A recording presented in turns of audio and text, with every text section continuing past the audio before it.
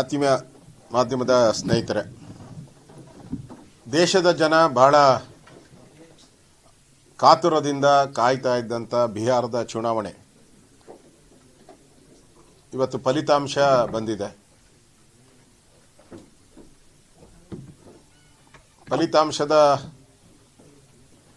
Lead ಎಲ್ಲ ಈಗ almost all NDA ನಾಗಲೋಟದ ರೀತಿ 2/3 ಮೆಜಾರಿಟಿಯನ್ನು ದಾಟಿ ಆಚೆ ಹೋಗ್ತಾ ಇದೆ. ನರೇಂದ್ರ ಮೋದಿಯವರ ವರ್ಚಸ್ಸು, ನಿತೀಶ್ ಕುಮಾರ್ ಅವರ ಶ್ರಮ,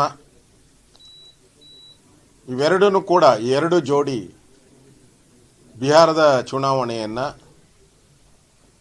ಗೆಲುವಿನ ದಾರಿಯತ್ತ ತೆಗೆದುಕೊಂಡು ಹೋಗಿದೆ. ಇವತ್ತು ಬಿಹಾರದ ಜನತೆಗೆ, ಮತದಾರರಿಗೆ BJP ಪರವಾಗಿ, ಕರ್ನಾಟಕದ BJP ಪರವಾಗಿ ನಾನು ಅಭಿನಂದನೆ ಸಲ್ಲಿಸ್ತೀನಿ. ನಾವೆಲ್ಲ ನಿರೀಕ್ಷೆ ಮಾಡಿದ್ಕಿಂತ ಹೆಚ್ಚಿನ ಬಹುಮತವನ್ನು ತಾವು ಕೊಟ್ಟಿದ್ದೀರಾ. ದೇಶಕ್ಕೆ ಇದೊಂದು ರೀತಿ ಮೆಸೇಜ್ ಕೊಟ್ಟಿದ್ದೀರಾ. ದೇಶದಲ್ಲಿ ನರೇಂದ್ರ ಮೋದಿಯವರ ಆಡಳಿತ ಸುಲಲಿತವಾಗಿರಬೇಕು, ಇನ್ನಷ್ಟು ಭದ್ರ ಆಗಬೇಕು ಅನ್ನೋದನ್ನು ಕೊಟ್ಟಿದ್ದೀರಾ. ಅದೇ ರೀತಿ ಬಿಹಾರ ಗೂಂಡಾ ರಾಜ್ಯ ಬೇಡ, ಗನ್ ರಾಜ್ಯ ಬೇಡ, ಅಭಿವೃದ್ಧಿ ರಾಜ್ಯ ಬೇಕು ಅನ್ನೋ ಒಂದು ಸ್ಪಷ್ಟ ಸಂದೇಶವನ್ನು ಕೂಡ ಬಿಹಾರದ ಜನತೆ ಕೊಟ್ಟಿದೆ. ಬಿಹಾರದಲ್ಲಿ ಲಲ್ಲು ಕುಟುಂಬ, ಅವರ ಕುಟುಂಬದ ಒಂದು ದುರಾಡಳಿತ, ಗನ್ನಿಂದನೇ ರಾಜ್ಯಭಾರ ಮಾಡ್ತೀನಿ ಅಂತ ತೋರಿಸಿದ್ದಾರೆ. ಮತ್ತು ಮೇವು ಹಗರಣ ಇರ್ಬೋದು, ಸರ್ಕಾರದ ಆಲ್ಮೋಸ್ಟ್ ಹಣವನ್ನು 80% ಹಣವನ್ನು ಅವ್ರ ಕುಟುಂಬನೇ ಲೂಟಿ ಮಾಡಿ ಇವತ್ತು ಅವರ ಲಲ್ಲು ಇರ್ಬೋದು, ಅವರ ಶ್ರೀಮತಿಯರು ಇರ್ಬೋದು, ಮಕ್ಕಳಿರ್ಬೋದು, ಎಲ್ಲರೂ ಕೂಡ ಅದೇ ಕೇಸಲ್ಲಿ ಸಿಕ್ಕಾಕ್ಕೊಂಡಿದ್ದಾರೆ. ಅಂದರೆ ರಾಜ್ಯವನ್ನು ಲೂಟಿ ಮಾಡಿದಂಥವ್ರಿಗೆ ಏನು ಪನಿಷ್ಮೆಂಟ್ ಕೊಡಬೇಕೋ ಅದು ಬಿಹಾರದ ಜನತೆ ಕೊಟ್ಟಿದೆ. ಇದನ್ನು ಭಾಳ ಸ್ವಾಗತ ಮಾಡ್ತಾ ಇದ್ದೀರಿ. ಅದೇ ರೀತಿ ಮುಂದೆ ಇನ್ನೆರಡು ವರ್ಷ ಆದಮೇಲೆ ಕರ್ನಾಟಕದಲ್ಲೂ ಕೂಡ ಇದೇ ರಿಸಲ್ಟನ್ನು ನಾವು ನೋಡ್ತೀರಿ. ಕರ್ನಾಟಕದಲ್ಲೂ ಕೂಡ ಇದೇ ರಿಸಲ್ಟನ್ನು ನಾವು ನೋಡೋರಿದ್ದೀರಿ. ಯಾಕಂದರೆ ಇಲ್ಲೂ ದುರಾಡಳಿತ, ಇಲ್ಲೂ ಮುಸ್ಲಿಮರ ಓಲೈಕೆ, ಬಿಹಾರದಲ್ಲಿ ಯಾವ ರೀತಿ ಮುಸ್ಲಿಮರ ಓಲೈಕೆ ಮಾಡಿದ್ರು ಅದೇ ರೀತಿ ಇಲ್ಲಿ ಅದಕ್ಕಿಂತ ಒಂದು ಹೆಜ್ಜೆ ಮುಂದೆ ಹೋಗಿ ಸಿದ್ದರಾಮಯ್ಯ ಟೋಪಿನೇ ಹಾಕೊಂಬಿಟ್ಟಿದ್ದಾರೆ. ಟೋಪಿ ಹಾಕೋ ಸಿದ್ದರಾಮಯ್ಯ ಆಗಿದ್ದಾರೆ. ಕರ್ನಾಟಕ ಜನ ಆದಷ್ಟು ಶೀಘ್ರವಾಗಿ ಕಾಂಗ್ರೆಸ್ ಪಾರ್ಟಿಗೂ ಟೋಪಿ ಹಾಕುವಂಥ ಪರಿಸ್ಥಿತಿ ಕರ್ನಾಟಕದಲ್ಲೂ ನಿರ್ಮಾಣ ಆಗುತ್ತೆ. ಇವತ್ತು ರಾಹುಲ್ ಗಾಂಧಿಯವರು ಸುಮಾರು 92-93 ಎಲೆಕ್ಷನ್ನು ಅವರ ನಾಯಕತ್ವದಲ್ಲಿ ದೇಶದಲ್ಲಿ ಎಲೆಕ್ಷನನ್ನು ಫೇಸ್ ಮಾಡಿದ್ದಾರೆ. ಇದುವರೆಗೂ ಆಲ್ಮೋಸ್ಟ್ ಆಲ್ 99% ಎಲ್ಲ ಸೋತ್ಬಿಟ್ಟಿದ್ದಾರೆ. ಕಾಂಗ್ರೆಸ್ ಪಾಲಿಗೆ ಅವರೊಂಥರ ಐರನ್ ಲೆಗ್ ಆಗ್ಬಿಟ್ಟಿದ್ದಾರೆ. ಎಲ್ಲಿ ಖಾಲಿ ಇಕ್ತಾರೋ ಅಲ್ಲೆಲ್ಲ ಸೋಲು ಅಂತ ಗ್ಯಾರಂಟಿ ಆಗ್ಬಿಟ್ಟಿದೆ. ಮತ್ತು ಸೋತಾಗ ಅವರೇನು ಸುಮ್ಮನೆ ಇರಲ್ಲ, ಸೀದಾ ಫಾರಿನ್ ಟೂರ್ ಹೊರಟೋಗ್ತಾರೆ. ಈಗೂ ಫಾರಿನ್ ಟೂರ್ ಹೋಗೋಕ್ಕೆ ರೆಡಿ ಮಾಡಿ ಟಿಕೆಟ್ ಎಲ್ಲ ಬುಕ್ ಮಾಡಿದ್ದಾರೆ. ಒಟ್ಟಾರೆ ರಾಹುಲ್ ಗಾಂಧಿ ಮತ್ತು ಲಲ್ಲು ಕುಟುಂಬದ ಏನು ಜೋಡಿ ಇತ್ತು ಆ ಜೋಡಿಗೆ ಭಾಳ ಹಿನ್ನಡೆ ಆಗಿದೆ. ಜನ ತಿರಸ್ಕಾರ ಮಾಡಿದ್ದಾರೆ. ಇದರಿಂದ ದೇಶ ಲೋಕಸಭೆ ಮತ್ತು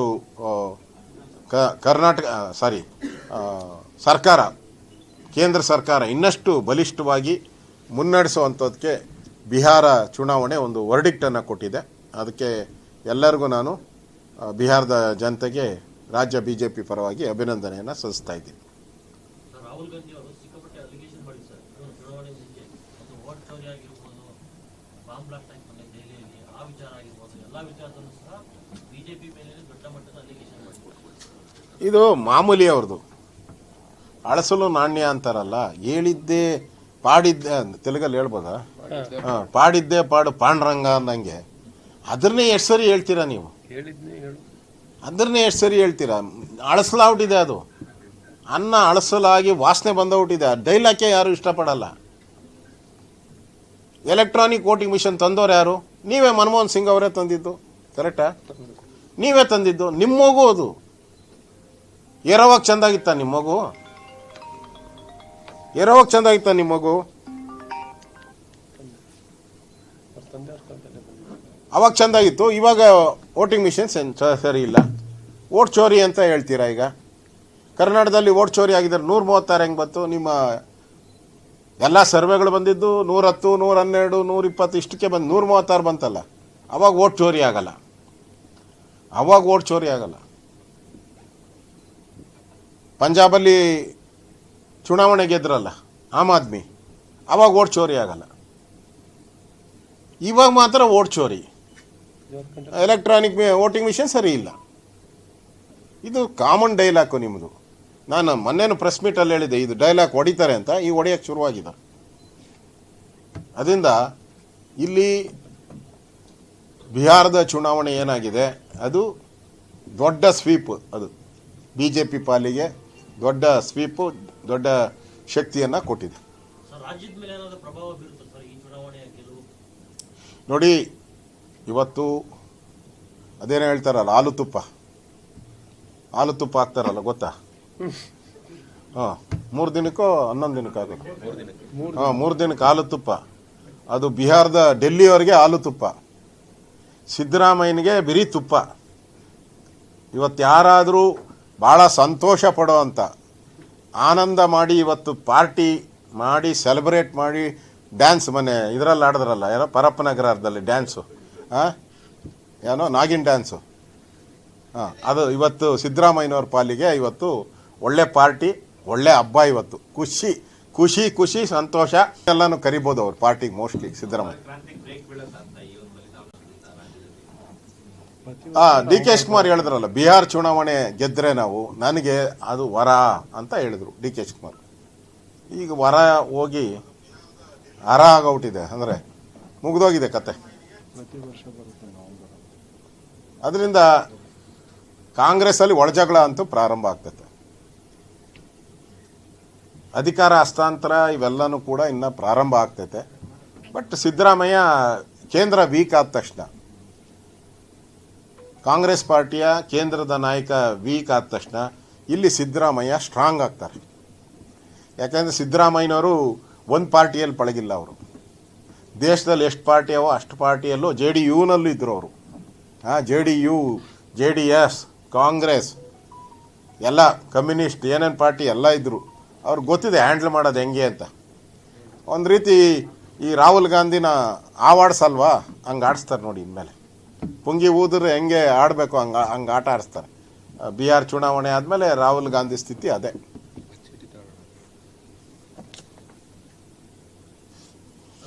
ಕರ್ನಾಟಕದಲ್ಲಿ ಬಿಜೆಪಿಯನ್ನು ಸ್ಟ್ರಾಂಗ್ ಮಾಡೋದಕ್ಕೆ ಈಗಲಿಂದನೇ ಹೋರಾಟ ಮಾಡಬೇಕು. ಕೇವಲ ದುರಾಡಳಿತ ಮಾತ್ರ ಅಲ್ಲ, ಬಿಜೆಪಿ ಕೂಡ ಒಗ್ಗಟ್ಟನ್ನು ಪ್ರದರ್ಶಿಸ್ತಾರೆ. ಅದೆಲ್ಲ ನಮ್ಮ ನಾಯಕತ್ವಕ್ಕೆ ಆ ಗುಣ ಇದೆ. ನಾವೆಲ್ಲ ಹಿಂದುತ್ವದ ವಿಚಾರದಲ್ಲಿ ಬಂದವರು, ಕಾಂಗ್ರೆಸ್ ಪಾರ್ಟಿ ಥರ ವಿಚಾರ ಇಲ್ಲದೆ ಬಂದವರಲ್ಲ. ನಾವೆಲ್ಲ ಕುಟುಂಬದ ಪಾರ್ಟಿ ಅಲ್ಲ, ನಾವು ದೇಶದ ಪಾರ್ಟಿ. ಹಿಂದುತ್ವ ವಿಚಾರ ಬಂದಾಗ ನಾವು ಒಟ್ಟಾಗ್ತೀರಿ. ಚುನಾವಣೆ ಟೈಮ್ಗೆ ನಮ್ಮ ನಾಯಕತ್ವನೂ ಕೂಡ ಅದ್ರ ಬಗ್ಗೆ ಗಮನ ಹರಿಸ್ತಾರೆ. ನಾವೆಲ್ಲ ಒಟ್ಟಾಗೇ ಇದ್ದೀರಿ, ಒಟ್ಟಾಗೇ ಹೋಗ್ತೀರಿ. ಮುಂದೆ ಚುನಾವಣೆ ಏನು ಬರುತ್ತೋ ಇದಕ್ಕಿಂತ 2/3 ಮೆಜಾರಿಟಿ 170 ಸೀಟುಗಳಿಗೂ ಹೆಚ್ಚು ಅಂತರದಲ್ಲಿ ನಾವು ಗೆಲುವನ್ನು ಸಾಧಿಸ್ತೇವೆ.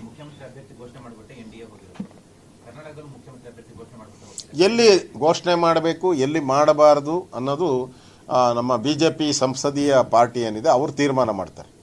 ಅದರಿಂದ ಆ ಸಂದರ್ಭಕ್ಕೋಸ್ಕರ ಕಾಯೋಣ. ಇನ್ನು 2 ವರ್ಷ ಇದೆಯಲ್ಲ, ಕಾಯೋಣ. ಕಾದು ಆ ಸಂದರ್ಭ ಬಂದಾಗ ಕೇಂದ್ರದ ನಾಯಕತ್ವಕ್ಕೆ ಇಲ್ಲಿ ಘೋಷಣೆ ಮಾಡಬೇಕು ಅಂದರೆ ಮಾಡ್ತಾರೆ. ಅದೆಲ್ಲ ಚುನಾವಣಾ ತಂತ್ರಗಾರಿಕೆ. ಚುನಾವಣಾ ತಂತ್ರಗಾರಿಕೆಯಲ್ಲಿ ಘೋಷಣೆ ಮಾಡಿದ್ರೆ ಒಳ್ಳೆಯದೋ ಮಾಡದಿದ್ದರೆ ಒಳ್ಳೆಯದೋ, ಇದು ಚುನಾವಣಾ ತಂತ್ರಗಾರಿಕೆ. ಆ ತಂತ್ರಗಾರಿಕೆಯನ್ನು ನಾವು ಮಾಡೇ ಮಾಡ್ತೀರಿ. ಈ ಸರಿ 100% ಡೌಟೇ ಇಲ್ಲ. ಈ ಸರಿ ಈ ದುರಾಡಳಿತ, ಈ ಭ್ರಷ್ಟಾಚಾರ, ಈ ಮುಸ್ಲಿಮರ ಓಲೈಕೆ ಇವೆಲ್ಲ ನೋಡ್ತಾ ಇದ್ದೀರಲ್ಲ. ಜೈಲುಗಳಲ್ಲಿ ಮುಸ್ಲಿಮರಿಗೆಲ್ಲ ಮೊಬೈಲ್ಗಳು ಇವೆಲ್ಲ ಸಪ್ಲೈ ಮಾಡ್ತಾ ಇರೋವಂಥದ್ದು ಇವೆಲ್ಲ ನೋಡ್ತಾ ಇದ್ದರೆ, ಕರ್ನಾಟಕದಲ್ಲಿ ಈ ಸರ್ಕಾರ ಕಬ್ಬು ಬೆಳೆಗಾರದು, ಇವತ್ತು ಕಬ್ಬು ಬೆಳೆಗಾರದು ಸುಮಾರು 150ಕ್ಕೂ ಹೆಚ್ಚು ಲಾರಿಗಳು ಬೆಂಕಿ ಇಟ್ಟಿದ್ದಾರೆ. ರಾಜ್ಯ ಸರ್ಕಾರ ಬದುಕಿದ್ರೆ, ಯಾರನ್ನ ಕಾನೂನು ಸುವ್ಯವಸ್ಥೆ ಇದ್ದಿದ್ರೆ 150 ಗಾಡಿಗೆ ಬೆಂಕಿ ಇಕ್ಕಕ್ಕೆ ಸಾಧ್ಯನ್ರಿ?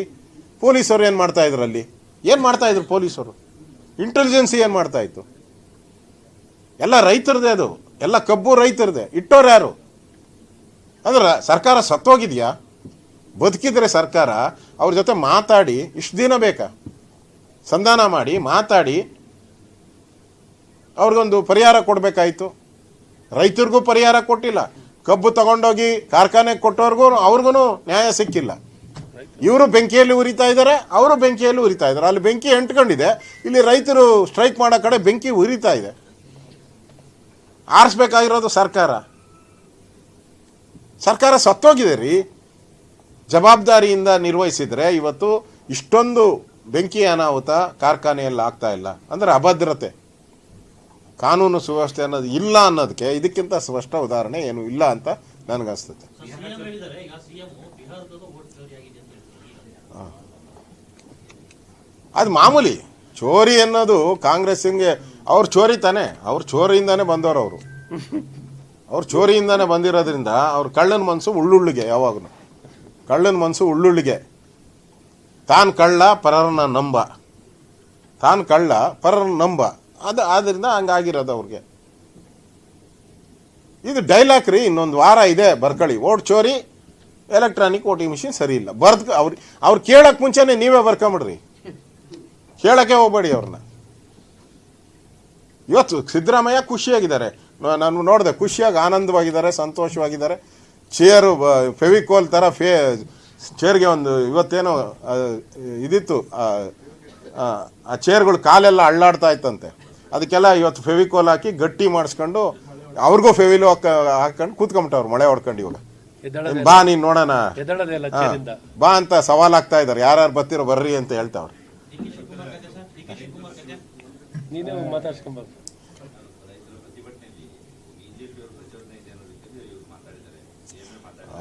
ಏನೇ ಇದ್ರು ಬಿಜೆಪಿ ಇರೋದು ತಾನೆ.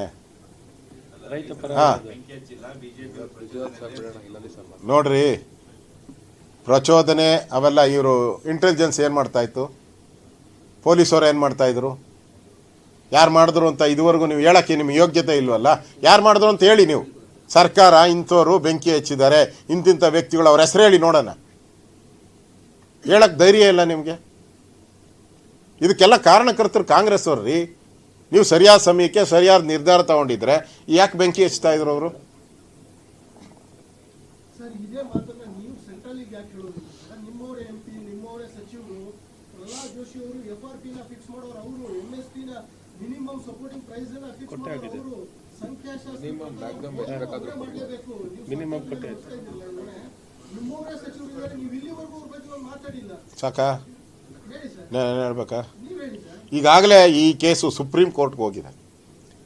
ಕಬ್ಬುಗೆ ಸಂಬಂಧಪಟ್ಟಂತೆ ಉತ್ತರ ಪ್ರದೇಶದ ಸರ್ಕಾರ, ಅಲ್ಲಿನ ರೈತರದು ಸುಪ್ರೀಂ ಕೋರ್ಟ್ಗೆ ಹೋಗಿದೆ. ಸುಪ್ರೀಂ ಕೋರ್ಟ್ ತೀರ್ಮಾನ ಕೊಟ್ಟಿದ್ದಾರೆ, ರಾಜ್ಯ ಸರ್ಕಾರ ಅದನ್ನು ತೀರ್ಮಾನ ತಗೊಳ್ಳೋ ಅಧಿಕಾರವನ್ನು ರಾಜ್ಯ ಸರ್ಕಾರಕ್ಕೆ ಕೊಟ್ಟಿದ್ದಾರೆ ಅಂತ ಕೊಟ್ಟಿದ್ದೀನಿ. ಆರ್ಡ್ರ್ ಕಾಪಿನೂ ಬೇಕಾದ್ರೆ ನಾನು ಕೊಡ್ತೀನಿ. ನಿಮ್ಮ ಕೆಳಗಡೆ ಇಳಿದ ತಕ್ಷಣ ಒಂದೇ ನಿಮಿಷ ಕೇಳಿಸ್ಕೊ, ನೀನು ಹೇಳೋ ಕೇಳಿಸ್ಕೊಂಡಿಲ್ಲಲ್ಲ, ಒಂದೇ ನಿಮಿಷ ಅಣ್ಣ. ಹಾಂ,